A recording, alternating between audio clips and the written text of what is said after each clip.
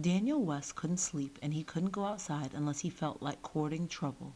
So what he did was to get up, pull the blankets off his bed, wrap himself up in them, and then settle down in a chair by his bedroom window. At least he'd look out. If the Liberty Boys were up to anything, he'd see it. He'd see if he could find one thing that was right in the world. He'd start with the weather. Bad. The old folks said the winter of 1773 to 1774 was one of the worst in memory, and even now, in the middle of March, there were chunks of ice knocking about the harbor. He didn't have to be outside to feel the cold. He could see it in the stiff way the trees held themselves, creaking when the wind moved them as if they had the rheumatism. Daniel pulled the blankets around him more closely and moved from the weather to the world at large. He couldn't see much of it from his window, and he had a hard time picturing it, a round ball wrapped up in forests and rivers and houses and people. When he tried to picture it, it came out not round but shaped like a triangle, an isosceles triangle. Boston and Salem were at 2 points of the triangle, and London was at the third. London was there because that's where the king was, and Lord North, who started the tea tax, Boston because they had defied the tax and dumped the tea in the harbor, and Salem because Salem was here. Salem was where Daniel lived and where the folks he knew were awaiting the punishment. Sometime in spring the news could come from London to Boston, and from there riders would go out to neighboring towns because whatever England did about the Tea Party would affect the province, the whole country, the future of everyone. Some people didn't think the punishment would amount to much. Lord North would see that there were things Americans wouldn't stand for and he'd repeal the tax. Then everyone would be friends again. The Whigs, or Patriots as they called themselves, who believed the country should defy any government that threatened its rights, and the Tories, men like Dr. West, Daniel's father, who believed the country should submit to unjust laws until they could be properly changed. But there were others who just shook their heads. We'd gone too far, they said. We were in for it now. Meanwhile, there were the Liberty Boys, the rowdy branch of the Patriot side. Daniel sighed, nodding his hands into fists under the blankets. They'd be on the prowl tonight, the eve of the anniversary of the repeal of the stamp tax. Any little cause for celebration, and they were out, delivering their Liberty gifts. A little pile of garbage on the steps of one Tory house, a shovel of manure of the steps of another. Fortunately, nothing had ever been left at Dr. West's. Daniel guessed folks still felt sorry for his father, but more than once Daniel's best friend, Becket Foote, had found rotten eggs or some sort of unsavory mess on his doormat. Daniel studied the scene out the window. The town seemed peaceful enough now, he decided. There wasn't a sign of life. Too peaceful, maybe, and dark. Suddenly Daniel wished he'd seen a candle someplace, but no matter what direction he looked, there wasn't a single window that was lighted. He wished he'd see Jeremy Packer, the night watchman, but it was too early for Jeremy. Up to this time he hadn't thought much about the fact that he was alone in the house. His father was in Boston again, and Sarah, his 8-year-old sister, was spending the night at the Widow Ray's. Of course he wasn't quite alone. There was still Hannah, the cook, but she was asleep in the downstairs bedroom, and anyone who slept as soundly as Hannah wasn't much company. Daniel shivered. If only there be an animal, he thought, to cross the street. And this, of course, gave Daniel another point to add to his list of things that had gone wrong with the world, because there weren't any animals in Salem. At least there were no dogs or cats, nor had there been since the ordinance last fall that they had to be killed. Cats and dogs were said to carry smallpox, and in addition to everything else, this winter would be remembered in Salem as the winter of the smallpox. 20 people had died in the pest house. Hundreds had gone to the new hospital to be inoculated, and some of them had contracted the disease in the process. Even now Judge Ropes, who lived across from Becket, was seriously sick in his own home from an inoculation that had gone wrong. Daniel turned from the window. He couldn't bear to look out at the dark, lonely town any longer. He decided to go down to the kitchen and see if he could stir up some fire and some food. Besides, in narrowing down his grievances with the world, he was coming pretty close to his own family, and Daniel couldn't think about that. He'd got to the point he could accept the changes the winter had made, but he couldn't dwell on them. He could tell folks that his mother had died in December after giving birth to his brother, Jonathan, But as soon as he'd said that, he'd go on quickly and explain that Jonathan was being cared for by Tilly Packer, Jeremy's wife. The thought of Tilly and Jonathan together in the snug house near the North River was a comfort. Daniel squatted down before the kitchen hearth, poked at the embers until they looked ready to be fed, then gave them some kindling and a couple of logs. Then he put a lighted candle on the window ledge. If Jeremy Packer saw a light when he came by on his rounds, he might stop in for a warm-up by the fire. He'd hardly set the candle down when there was a knock at the back door. Daniel stepped back from the candle, although, of course, whoever it was had already seen him.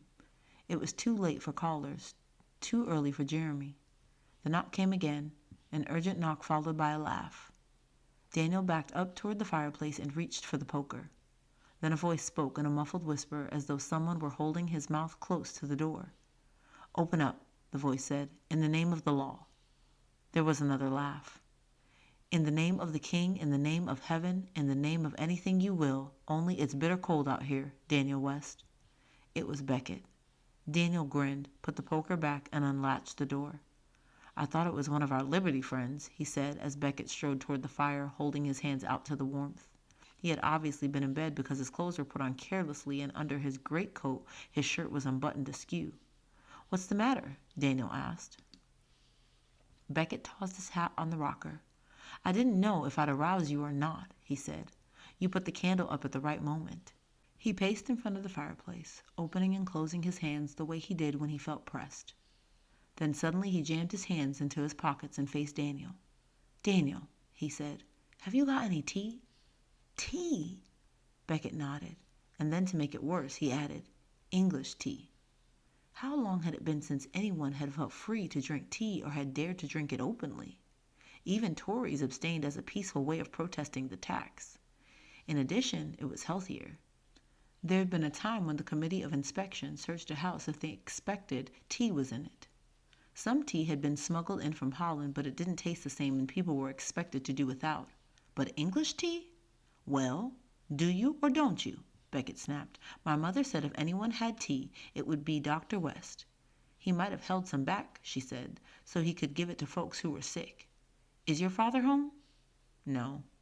Beckett nodded as if he had hardly expected Dr. West to be in. "In Boston, is he?" "Yes." Everyone knew his father was neglecting his practice, running off every couple of weeks to visit his old friend, Mr. Blake, in Boston.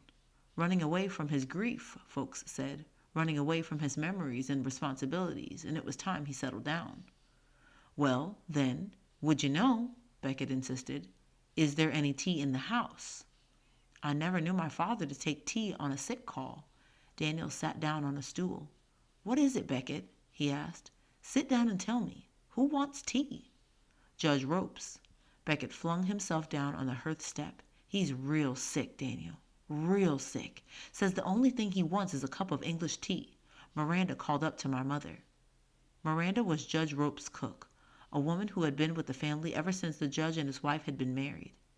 Daniel could picture her in the white mob cap she always wore, hallooing from the middle of the street so as not to spread germs. It was harder to picture the judge, such a stubborn, straight-walking, strong-speaking man begging for a cup of tea. Daniel stood up. "Let's go into the office," he said. Taking the lighted candle, he led the way to the front of the house. As soon as he set the candle down on his father's desk, however, he knew that this was not a likely place for tea. Everything was in the open here, within sight and handling of anyone who came into the room. All the herbs and ointments and medicines lined up and marked on the shelf or on the counter beside the bottle of leeches and the doctor's mortar and pestle. At the far end of the room was another work table with a pitcher and basin on it, and on a shelf underneath were the surgical instruments, birthing forceps, amputating tools, and the like. A pair of crutches leaned against the wall. The only other furniture was a desk and 2 chairs, and the desk held no secrets either, only medical books and papers. "Nothing here," Daniel said, "and there'd be nothing in the cellar either. Only other place I can think of is the pie room." Daniel had always called the spare room the pie room. People who had a spare room upstairs generally found it the coldest place for the winter's pie and pudding supply, the 60 or more mince pies and the dozens of plum puddings every housewife made during the 2 weeks before Thanksgiving. Daniel and Beckett went upstairs, shutting the door quickly so the kitchen warmth wouldn't enter it. Daniel set the candle down on a chest of drawers. He didn't like coming to this room. It had too much of his mother in it. She had finished the winter baking before she had had Jonathan, and Daniel had helped her spread planks across the bed where they had lined up rows of pies. He knew that Hannah served pies and puddings from this supply, but he had had no occasion to come into the room. There were still some pies left on the bed, a few on the floor under the window, and there were 4 plum puddings on top of the seaskin trunk. Of course he'd known they'd be here, but he hadn't figured on the smell. The whole room smelled of the pies his mother had baked, almost as fresh as the day she'd baked them. Daniel clenched his fists. How could the pies still be there, he asked himself, still smelling so mincy? And the puddings, how dared they? All of them placed as she had placed them, surviving. Quickly he went to a cupboard at the side of the room. He opened the doors, waiting a moment before he spoke. "If there is any tea," he said at last, "this is a likely place." One by one, Daniel and Beckett took the lids off the crocks. They smelled apple butter, mincemeat, sage, fennel. There was no tea. "Sorry," Daniel said. "I guess not." Beckett sat down on the edge of the bed. He was working his hands again. "Daniel," he said, "folks are mad at the judge because he doesn't go to the pest house. Daniel, he's too sick to go anywhere." "Who's mad?" "Liberty people. I heard the talk in town. They're just looking to fault him because he's a Tory. They claim he wants to get back at them for insisting he go against the new law and take his salary from the province instead of the crown." "Daniel?" "Yes?" "They say he wants to spread the smallpox." Daniel groaned. After all the judge had done for Salem, people can say that? They can say anything. They can say the judge has deliberately loosed his cat into the streets. The judge never had a cat. "I know." "Oh, Beckett, let's think."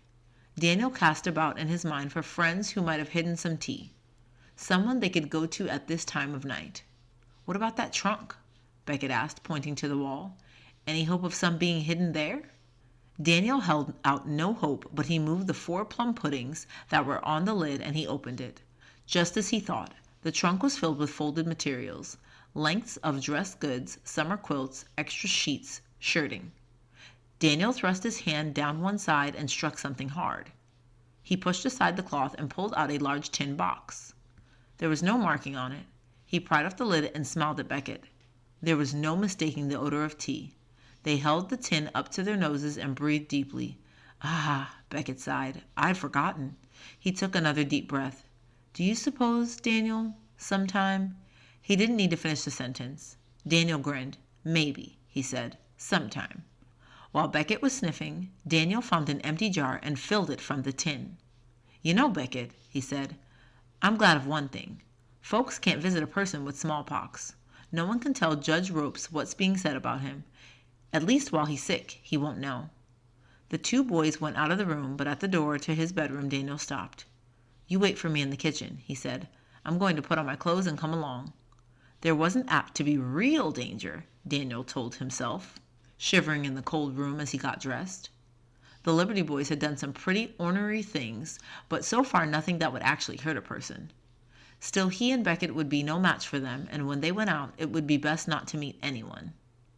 Instead of walking in the middle of the street, the way a person normally would, they would stick to the shadows. But as soon as Daniel and Beckett stepped out the back door, these plans were forgotten. The town was no longer quiet. The boys ran around the corner of the house to the main street, the part that was called Paved Street because it was the only street in town that was paved. To the right, in the next block, where Beckett and Judge Ropes lived, lanterns were moving around. They didn't seem to be going anyplace, just back and forth, up and down. To the left there was nothing to see, only to hear. From the direction of the common came the sound of singing. Daniel couldn't quite catch the words, but he knew what they'd be, from the Liberty song. "Our right arms are ready. Steady, men, steady." It was the Whigs celebrating the repeal of the stamp tax, acting as if it were their holiday, as if only they had a right to mark it. Daniel and Beckett took to the middle of the road and ran to the right toward the lanterns. 10 or 15 people were in front of Judge Rope's house. They had coats on over night clothes. Men had their bare feet thrust into boots. Few had even taken time to put on hats. As Daniel and Beckett ran up, no one spoke. "Mr. Foote," Beckett's father simply pointed to Judge Rope's house. It was dark except for a light in the kitchen on the right side. It took Daniel a minute to see what was wrong.